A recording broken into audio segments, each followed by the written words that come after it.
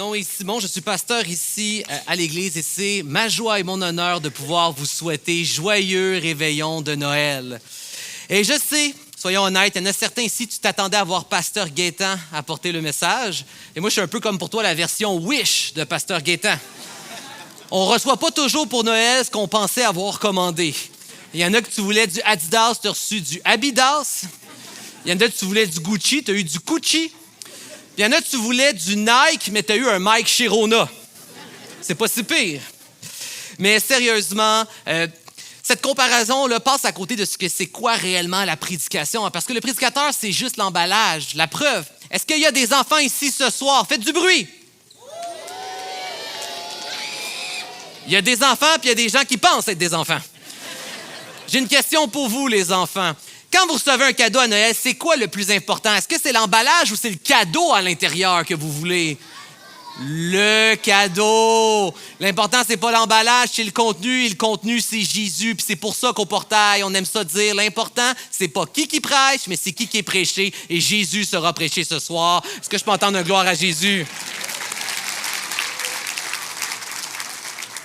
Et si tu nous visites ce soir, vous êtes nos invités d'honneur. Merci d'être venus élever le nom de Jésus avec nous. Et j'ai une question pour toi en commençant la soirée.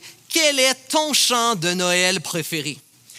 Et en me posant cette question à moi et à ma famille, je me suis rendu compte que nous, on est des bébites bizarres dans ma famille. On aime toutes sortes de chants de Noël récents et très bizarres. Comme on aime vraiment dans ma famille le chant de Noël spécial des Gardiens de la Galaxie. Oui, je parle des héros Marvel, on est bizarres comme ça.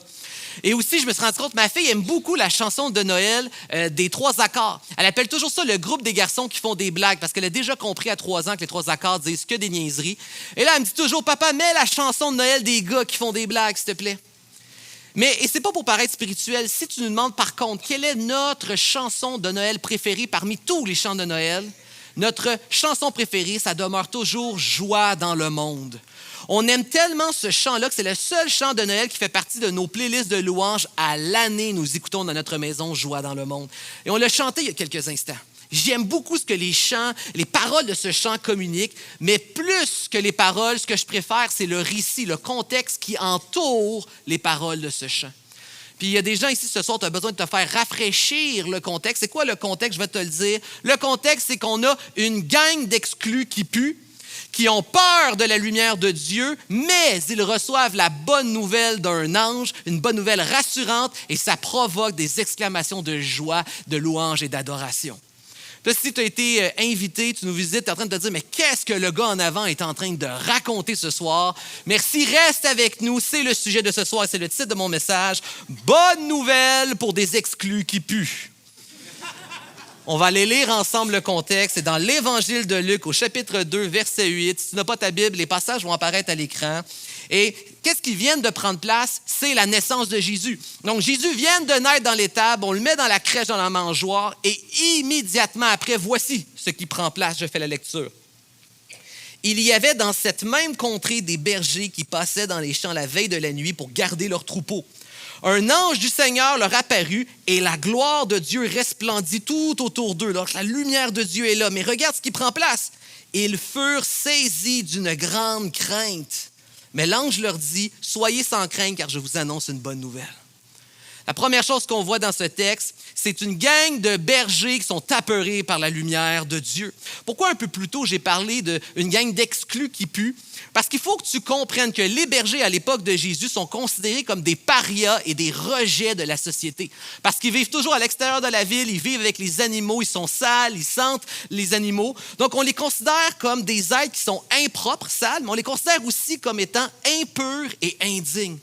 Donc, impropre, sale, mais aussi impur spirituellement.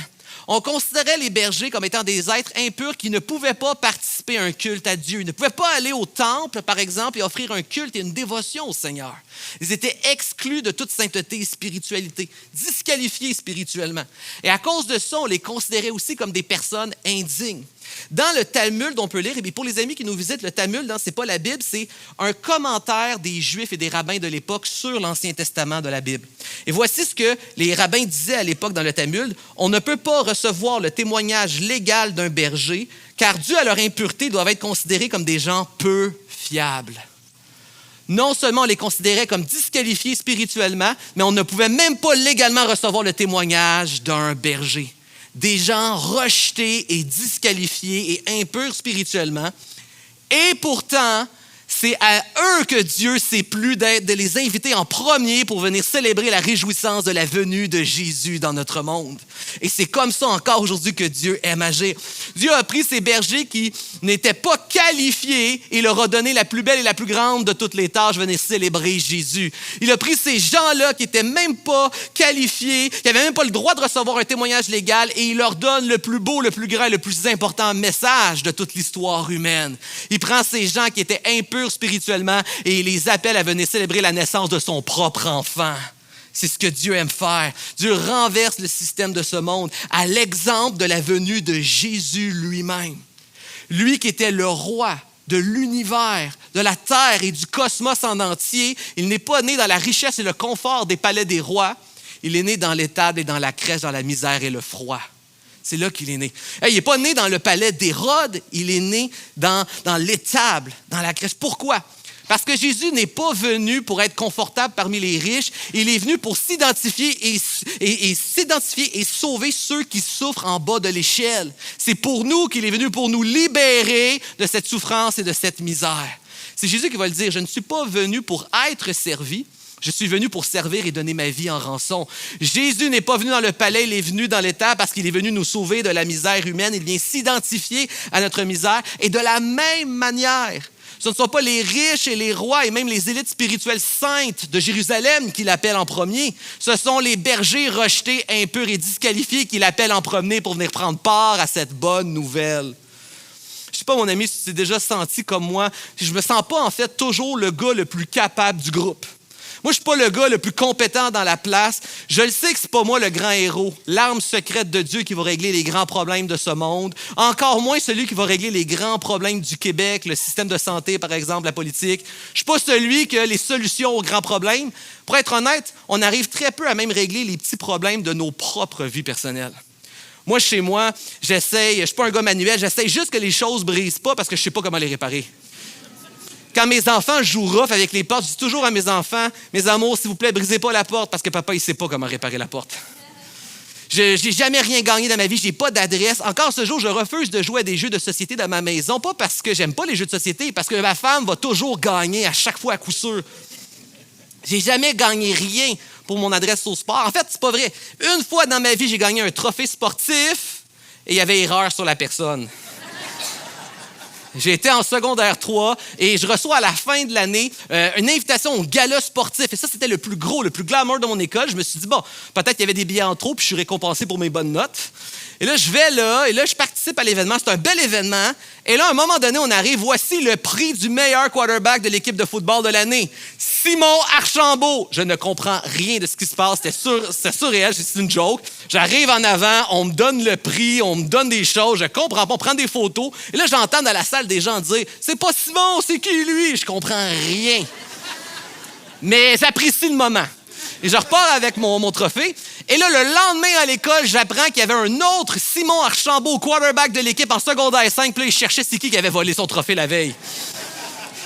Si toi aussi, dans ta vie, tu t'es pas toujours senti la personne la plus capable du monde, tu t'es senti pas la personne la plus beau, belle, bon, la personne la plus performante, chanceux ou intelligent du lot, bonne nouvelle, Jésus est venu pour des gens incapables parce qu'il est venu nous sauver.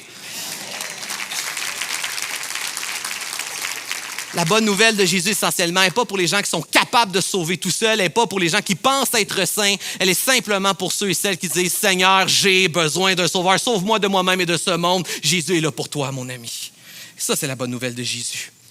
Et ensuite, qu'est-ce qu'on voit? On voit que ces bergers craignent et s'affolent à la lumière resplendissante de la gloire de Dieu. C'est spécial ce qui prend place. Pourquoi ils ont peur? Ils ont peur de la lumière de Dieu. Là, j'ai encore besoin de vous, les enfants. Est-ce que vous êtes encore là? Oui. Yes, j'ai une question pour vous. Là, je le sais que vous êtes grands, là, mais quand vous étiez plus petit, est-ce que ça vous arrivait des fois d'avoir un petit peu peur dans le noir? Ah, très honnête, plus honnête qu'à la première réunion.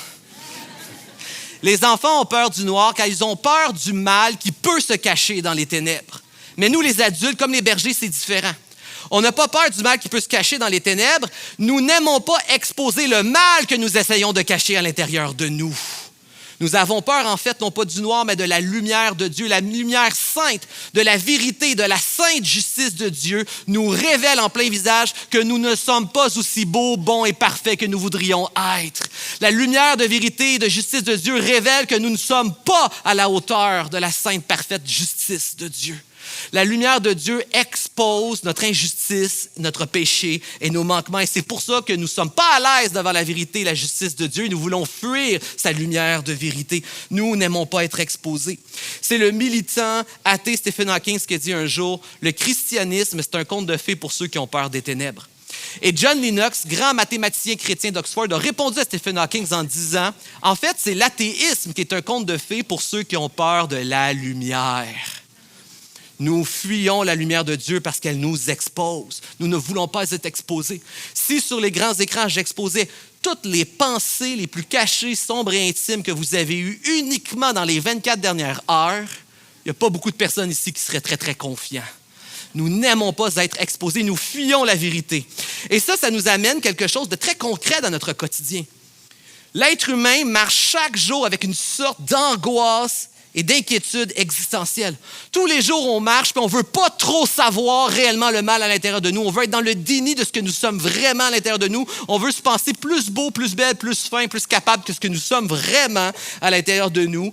On vit chaque jour en voulant réellement pas entendre parler de Dieu. On va être dans le déni envers Dieu. Et aussi, on ne veut pas non plus trop penser à la fin de la vie, à la mort et à l'après. On va être dans le déni de ce sujet-là. Et si tu es attentif, remarque, ça ressemble exactement dans la culture dans laquelle nous vivons ici au Québec. Une culture qui est continuellement dans le déni, la complaisance face à soi-même. On est beaucoup mieux que ce qu'on est réellement. Une culture qui est dans l'hostilité, le rejet envers Dieu, et dans le déni, la réduction de la gravité de ce qu'est réellement la mort. C'est Thomas Nigel, un philosophe athée, qui a dit un jour, « Je suis athée non pas parce que je sais que Dieu n'existe pas, parce que c'est impossible à savoir. Je suis athée parce que je ne veux pas que Dieu existe, je ne veux pas de ce monde-là. » L'être humain est en hostilité, en rejet et en déni. Il fuit, il ne veut pas savoir. Mais c'est une bonne nouvelle qui change tout que les anges sont venus annoncer aux bergers. Et, autrement dit, les anges savent très bien, ils disent aux bergers, « Nous savons que vous n'êtes pas à la hauteur de la justice sainte de Dieu, mais c'est une bonne nouvelle qu'on vous annonce, ne soyez pas dans la peur et dans la crainte, car il est venu celui qui sera enfin à la hauteur de la justice de Dieu pour vous à votre place. En lui, il sera possible d'être pleinement réconcilié pour toujours avec Dieu.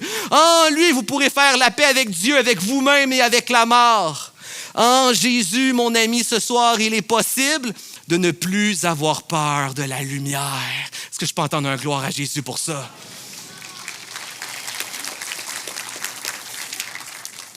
On poursuit la lecture.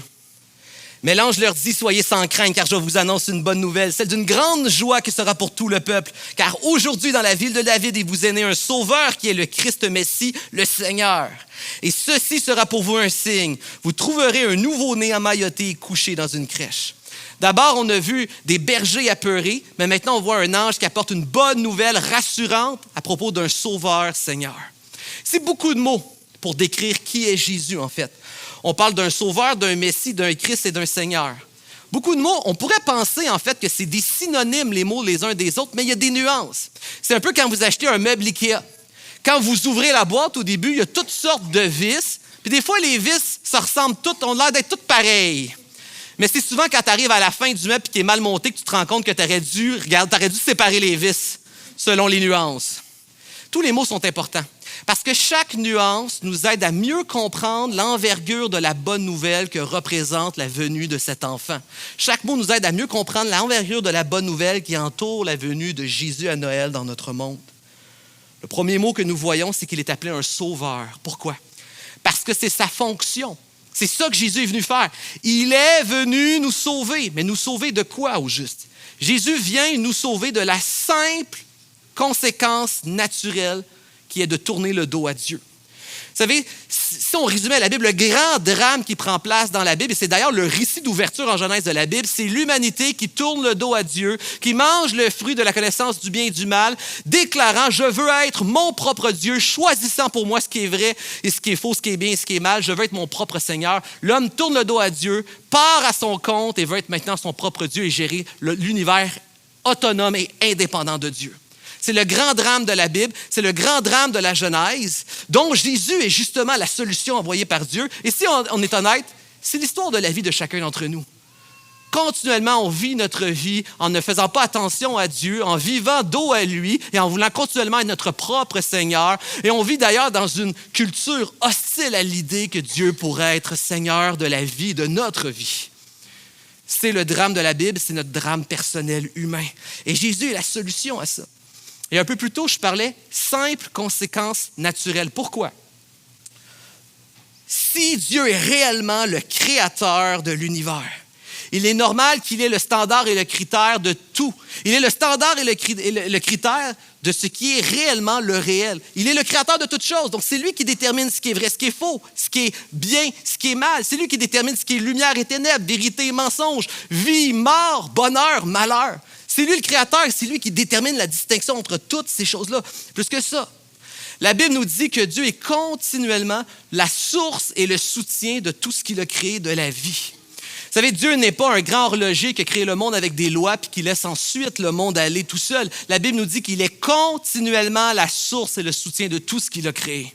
C'est-à-dire que si Dieu se retire, si tu enlèves le soutien à une structure, la structure tombe et s'effondre. Si tu coupes la source d'électricité d'un objet, il cesse de fonctionner. Dieu est la source et le soutien de tout ce qu'il a créé de la vie. Donc maintenant, si vous avez un Dieu éternel infini qui a créé vérité, lumière et bonheur, et que vous tournez le dos à ce Dieu-là, à quoi faites-vous face? Naturellement, simplement, une éternité infinie de malheur, de ténèbres, de mensonges et de mort. Et c'est de ça que Dieu est venu nous sauver. Il ne nous a pas laissés abandonnés à nous-mêmes, mais il a envoyé Jésus pour nous ramener à la maison, là où il y a la vie, la lumière, la vérité et le bonheur éternel. C'est pourquoi on a besoin de Jésus. Ça me rappelle une histoire que j'ai vécue avec ma fille. Lorsqu'elle avait 3 ans, on avait marché jusqu'à un parc. Elle voulait qu'il était plus loin que d'habitude de la maison.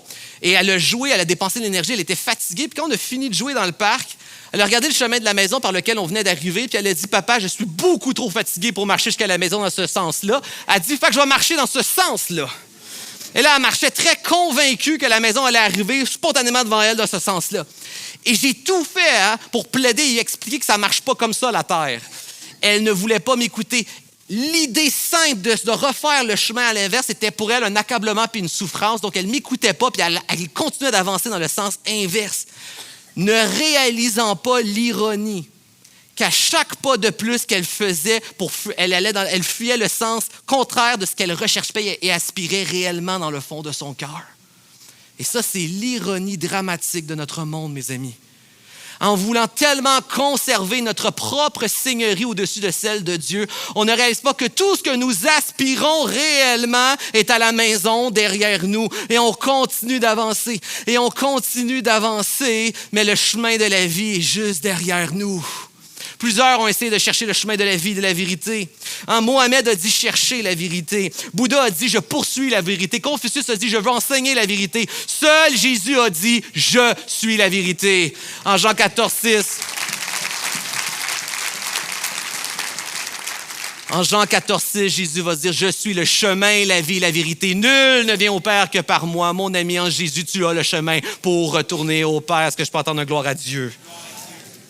Ensuite, on voit un Messie-Christ. Pourquoi Messie-Christ? En fait, les deux mots veulent dire exactement la même chose. Messie, c'est la forme hébraïque et Christ, c'est la forme grecque. Mais c'est le même mot. Un Messie, un Christ, c'est quelqu'un qui est qualifié pour accomplir une tâche particulière. Autrement dit, Messie-Christ, c'est le moyen par lequel Jésus vient nous sauver. Il est notre sauveur et comment il nous sauve? En venant accomplir à notre place qu'aucun d'entre nous était capable d'accomplir. Il vient accomplir les critères de standard de perfection et de sainteté de Dieu qu'aucun de nous n'était capable de remplir. Mon ami, nous rêvons tous d'un ciel juste, parfait et heureux pour toujours. Mais si on réfléchit, ce ciel cesse d'être parfait et heureux le jour où l'un d'entre nous y met réellement le pied, parce qu'on y amène toute notre imperfection et notre péché à l'intérieur.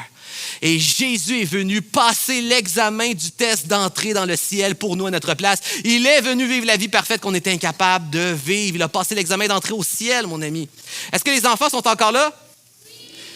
Est-ce que ça serait une bonne nouvelle pour vous si cette année, il y a quelqu'un qui venait passer tous vos examens à votre place à l'école? Anglais, français, mathématiques. Oui! Oh yes! Ils se sont trompés de réponse à la première réunion. Cette bonne nouvelle est accessible pour chacun d'entre nous en Jésus. Il peut être celui qui te qualifie de saint devant Dieu. Et ça, c'est la bonne nouvelle de la grâce, c'est la bonne nouvelle de l'Évangile. J'explique pour nos amis qui nous visitent. Vous savez, évangile, c'est un mot qu'on retrouve beaucoup dans l'Église. Mais évangile, c'est quoi ça veut dire, évangile de Jésus? On répète ça. C'est un mot grec, évangile. Ça veut dire bonne nouvelle. Évangile, c'est pas un bon conseil religieux. Remarque qu'un bon conseil, c'est voici quelque chose que tu dois faire pour qu'il t'arrive quelque chose de bon dans le futur. Hein? Voici qu'est-ce que tu dois faire pour gagner ta bénédiction ou la vie éternelle ou le regard ou l'attention ou l'amour de Dieu. Mais c'est pas ça l'Évangile. L'Évangile, c'est pas un bon conseil de quelque chose que tu dois faire. C'est une bonne nouvelle. Une bonne nouvelle, c'est quelque chose qui a déjà été fait pour toi, dont tu peux recevoir le bénéfice maintenant.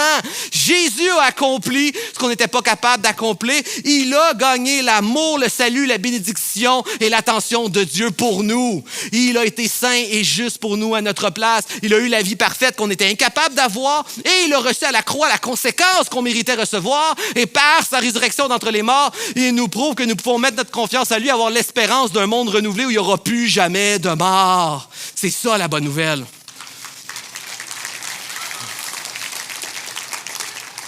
La religion enseigne comment on fait pour monter vers Dieu, mais le christianisme est unique à enseigner comment Dieu, lui, est venu à nous en Jésus-Christ. C'est pourquoi C.S. Lewis, le grand auteur, dira, en parlant de Noël, Noël, c'est le Fils de Dieu qui est devenu un homme afin que les hommes puissent devenir fils de Dieu. C'est le Fils de Dieu qui a quitté le ciel et qui est venu sur terre pour que la terre puisse enfin monter et entrer au ciel. Merci Jésus pour la bonne nouvelle de Noël. Est-ce que je peux entendre une autre gloire à Jésus? Troisièmement, on parle d'un Seigneur. Donc, si Sauveur, c'est la fonction, Messie, c'est le moyen. Seigneur, c'est la raison. Il est venu pour devenir le roi de la terre et de notre vie. Et ça, c'est défiant et c'est très challengeant dans notre humanité, surtout dans notre culture hostile. Et remarque que Noël, ça commence toujours avec une guerre entre plusieurs seigneurs. Jésus arrive et Hérode veut exterminer les enfants parce qu'il est hostile envers la possibilité que Jésus soit le vrai Seigneur de son pays. Quand Marie, en fait, doit accoucher, il n'y a pas de place pour elle dans la ville. Et encore aujourd'hui, en 2025, on a de l'hostilité dans notre culture lorsqu'on annonce Joyeux Noël parce que quelque part, on annonce le roi de ce monde et on ne veut pas entendre parler d'un roi potentiel sur ce monde et notre vie. Il y a toujours une guerre de seigneurs. Et la question est légitime. Pourquoi est-ce qu'on aurait besoin que Jésus soit notre roi et le roi de la terre? Eh bien, un peu pour la même raison que lorsqu'un restaurant est fermé pour cause d'insalubrité, sa seule chance de pouvoir peut-être réouvrir et refonctionner, c'est s'il réouvre sous une toute nouvelle administration qui a fait le ménage et tout changé le fonctionnement. Ça fait des milliers d'années que ce monde est sous la seigneurie humaine, puis ce monde n'a jamais réussi à dépasser et transcender l'injustice, la souffrance, la maladie et la mort. Et depuis ta naissance, tu es le Seigneur de ta vie. Tu n'as pas plus réussi à transcender ces choses-là dans ta vie, à les dépasser. Jamais une société n'a été parfaite sans injustice, souffrance et malheur dans ce monde. Jamais un être humain n'a réussi à dépasser ces choses dans ce monde. Seul Jésus, dans l'histoire humaine, a dépassé le cimetière et la mort. Il en est revenu. Nous pouvons donc mettre notre confiance sur lui, qu'il est capable de nous mener vers la vie éternelle. Jésus est digne d'être ton roi. En fait, Jésus est le seul qui peut nous donner réellement l'espoir d'une toute nouvelle création qui sera un jour sous une nouvelle administration. Et il est le seul qui peut réellement donner une toute nouvelle direction à ta vie vers cette nouvelle création. Laisse Jésus devenir le Seigneur de ta vie parce qu'il sera un bien meilleur Seigneur de ta vie qu'aucun que tu ne trouveras dans ce monde, qui ont tous passé le trépas. Il sera un bien meilleur Seigneur sur ta vie que même toi-même. Moïse est mort, Mohamed est mort, Bouddha est mort. Seul Jésus est ressuscité et revenu d'entre les morts. Mets ta confiance en Jésus. Est-ce que je peux entendre un dernier amen ce soir? J'invite les musiciens à venir me rejoindre. On lit la dernière portion. Et soudain, il se joignit à l'ange une multitude de l'armée céleste qui louait Dieu et disait « Gloire à Dieu dans les lieux très hauts et paix sur la terre parmi les hommes à qui il fait grâce. » On a vu des bergers apeurés par la gloire de Dieu. On a vu un ange qui annonce une bonne nouvelle rassurante à propos d'un sauveur Seigneur. Et maintenant, on voit la réponse, une adoration joyeuse et spontanée. Pourquoi? Vous savez, dans la Bible, la thématique de l'adoration spontanée, de la louange et du chant est une image, un symbole qui revient beaucoup. Pourquoi? Parce que c'est la juste réponse raisonnable à celui qui comprend et reçoit réellement la bonne nouvelle de ce que Dieu est en train de faire en Jésus. Exemple, si vous êtes dans vos célébrations party de Noël et vous prenez 2 boîtes, une boîte cadeau vide et l'autre boîte cadeau, vous mettez à l'intérieur le billet Lotomax gros lot gagnant. Donnez la boîte avec le billet de loto à la personne la plus flegmatique, sans émotion de toute votre famille, le plus poker face de toute la famille, et malgré ça, vous allez voir immédiatement dans le visage qui a eu le billet de loto gagnant. Immédiatement. Débordement d'acclamations, de joie et de reconnaissance vont venir tout de suite. Mon ami, si on comprenait et mesurait réellement à quel point on était désespéré sans la venue de Jésus, si on comprenait réellement tout ce que Jésus a donné et payé pour nous, puis si on mesurait la profondeur de toutes les promesses et l'espérance à laquelle ça nous donne accès, laissez-moi vous dire, si on comprenait et on mesurait tout ça, il y aurait des débordements d'acclamations de joie dans ce lieu ce soir. On déborderait de joie et de paix, malgré toutes les circonstances troublantes autour de nous. Je ne sais pas si vous vous souvenez, il y avait un trend il y a quelques années, puis là, il y a des enfants qui sont là, faites pas ça à vos enfants, c'est cruel. Un trend où on prenait des boîtes de consoles de jeux vidéo, genre Xbox de l'année, mais vides, on mettait genre une banane à l'intérieur, on donnait ça à l'enfant à développer, puis on filmait sa réaction. Très cruel. Une belle boîte, un beau cadeau extérieur, mais vide à l'intérieur. Puis beaucoup de personnes, ça ressemble à la description de ton Noël d'année en année. Super bel emballage de l'extérieur, mais vide à l'intérieur. Des gens, tu le sens, ce vide-là, quand c'est le temps d'enlever toutes les décorations, l'après-Noël. Il y a même des gens ici présents, tu réalises ce vide-là en plein cœur de Noël, tu le vis, le vide de Noël. Tu le vois que c'est juste une décoration vide. Des gens, pour toutes sortes de raisons, peut-être tu as perdu un membre de ta famille précieux cette année. Peut-être la maladie s'est invitée durant la saison des fêtes cette année. Des gens, peut-être aussi, tu es isolé présentement pendant la saison des fêtes. Que ce soit avant, pendant ou après, si Noël, c'est juste ça, c'est un beau cadeau vide. Ma prière et mon désir pour toi ce soir, c'est que tu puisses découvrir que Noël, on n'a pas le devoir d'être joyeux puis se mettre un masque de sourire dans le visage. Mais Noël peut être une occasion pour toi de redécouvrir la véritable raison pour laquelle être joyeux, la véritable raison pour avoir une paix qui dépasse tous les troubles momentanés qu'on peut avoir autour de nous. La raison d'avoir une espérance qui est une consolation durable et solide dans notre existence. Et ma prière, c'est que Noël, ce soit beaucoup plus qu'une boîte vide, mais que tu aies la raison de la saison en Jésus. Amen. Je vous invite à vous lever. Dans quelques instants, on va suivre l'exemple du texte et on va offrir un dernier chant de louange et d'adoration à notre Dieu pour l'œuvre de Noël. Mais juste avant, permettez-moi de faire un mot de prière pour vous. Fermons les yeux, baissons la tête ensemble. Seigneur, je veux te prier pour nos amis qui sont ici présents, des amis qui y a quelque chose qui a brûlé à l'intérieur d'eux alors qu'on annonçait ta bonne nouvelle et qu'il y a un désir en eux de pouvoir maintenant participer à cette joie, prendre part à cette célébration joyeuse, heureuse et paisible. Permets-leur, Seigneur, de pouvoir, de la même manière qu'on fait simplement recevoir un cadeau, permets-leur de recevoir par la foi, de s'approprier pleinement cette belle et bonne nouvelle que tu nous as donnée en Jésus. Et qu'elle puisse s'implanter dans leur cœur et produire un fruit vivant qui renouvelle et qui rafraîchit leur être entier. Je prie aussi, Seigneur, pour tous nos frères et nos sœurs qui sont persévérants depuis des années dans la bonne nouvelle de Jésus, mais qui, pour toutes sortes de raisons, ont perdu leur chant, ont perdu leur louange et leur joie.